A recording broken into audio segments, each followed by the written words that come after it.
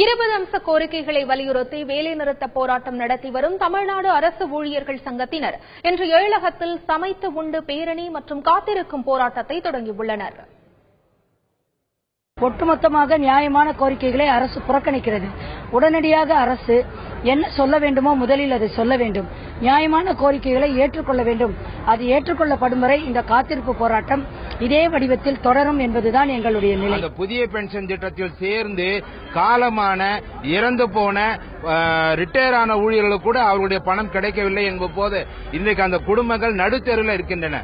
எனவே அந்த பிரச்சனையினுடைய கோரிக்கையினுடைய தீவிரத்தை உணர்ந்து அரசு உடனடியாக அழைத்து பேசி அந்த பிரச்சனை தீர்க்க வேண்டும். இதேபோல் நெல்லை மாவட்ட ஆட்சியர் அலுவலக வளாகத்தில் அரசு ஊழியர்கள் சங்கத்தினர் ஒப்பாரி வைத்தும் சமையல் செய்தும் காத்திருப்பு போராட்டத்தை நடத்தி வருகின்றனர்.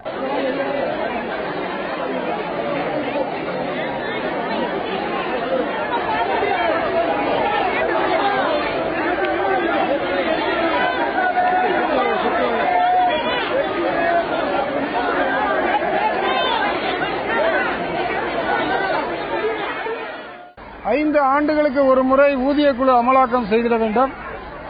ஊதியக்குழுவை உடனடியாக அமலாக்கம் செய்வதற்கு முன்பாக இடைக்கால நிவாரணமாக 10% வழங்க வேண்டும் உள்ளிட்ட கோரிக்கைகளை வலியுறுத்தி கடந்த தேர்தல் அறிவிக்கையில் இன்றைக்கு இருக்கக்கூடிய முதலமைச்சர் ஏற்றுக்கொண்ட அந்த கோரிக்கைகளை நிறைவேற்ற வலியுறுத்தியும் இந்த போராட்டம் தொடர்ந்து நடைபெற்றுக் கொண்டிருக்கிறது.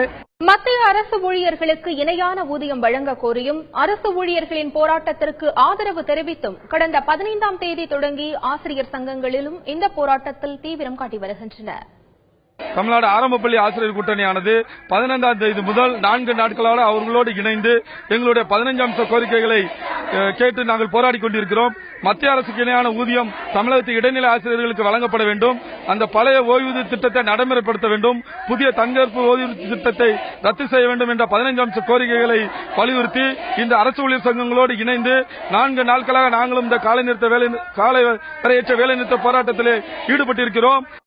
மதுரையில் நடைபெற்று வரும் காத்திருப்பு போராட்டத்தில் ஏராளமான அரசு ஊழியர்கள் பங்கேற்றுள்ளனர்.